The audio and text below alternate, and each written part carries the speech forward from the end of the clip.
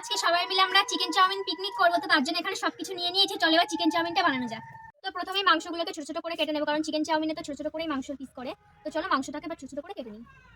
তো মাংসগুলো দেখতেই পাচ্ছ কেমন ছোট ছোট করে কেটেছি। চলো এবার একে একে সব সবজিগুলোকে কেটে নিই। ক্যাপসিকামটাকে কেটে নেবো, আর ক্যাপসিকামটা একটু লম্বা লম্বা করে কাটবো। এই যে ক্যাপসিকামগুলো এরকম লম্বা লম্বা করে কেটেছি। এবার আমি বিনসগুলোকে কেটে নেবো, আর বিনসগুলো ঠিক এইভাবে এরকম একটু ডিজাইন ডিজাইন করে একে একে আমি সব সবজিগুলোকে কেটে নিয়েছি, আর এখানে শসা আর পেঁয়াজটাকেও কুচিয়ে নিয়েছি। তো কড়াইতে আমি গরম জল বসিয়ে দিয়ে হালকা একটু রিফাইন তেল দিয়ে চাউমিনটাকে সুন্দর করে সিদ্ধ করেও নামিয়ে নিয়েছি।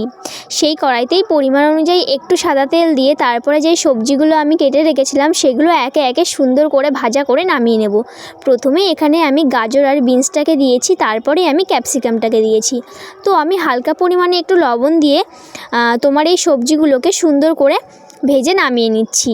সেই কড়াইতেই আমি অল্প আর একটু তেল দিয়ে যে মাংসগুলোকে ছোটো ছোটো করে কেটে রেখেছিলাম সেগুলো এবার সুন্দর করে মশলা দিয়ে কষিয়ে নেব। চলো প্রথমেই এখানে আমি পরিমাণ অনুযায়ী লবণ দিয়েছি, জিরের গুঁড়ো, ধনের গুঁড়ো, গোলমরিচের গুঁড়ো আর কাশ্মীরি লঙ্কার গুঁড়ো। আমি চাউমিনে হলুদটা ব্যবহার করছি না।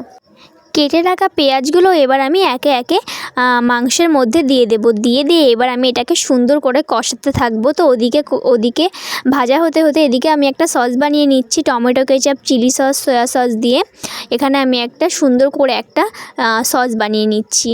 তো এদিকে আমার চিকেনটা হয়ে গেলে তারপরে এখানে আমি সসটাকে দিয়ে দিয়েছি। আর এটা দেখে গাইস কাদের কাদের খেতে ইচ্ছা করছে কমেন্টে কিন্তু জানাতে ভুলো না। আর আগেই আমি যেই সবজিগুলোকে ভাজা করে রেখে দিয়েছিলাম সেগুলো আমি এবার দিয়ে সুন্দর করে কষিয়ে নেব। তারপরে আমি এখানে চাউমিনটা দিয়ে দেবো। এবার হচ্ছে ভাজার পালা। আর এটা খেতে গাইস এতটাই টেস্টি হয়েছিল, তোমরা বাড়িতে বানিয়ে না খেলে বুঝতেই পারবে না। দোকান থেকে তো সবাই কিনে খাও, বাড়ি না হয় একদিন বানিয়েই খেও। তো আমার এই চ্যানেলটাকে কিন্তু সাবস্ক্রাইব করতে ভুলো না। আর আমার ভিডিওগুলো কেমন লাগে কমেন্টে জানিও।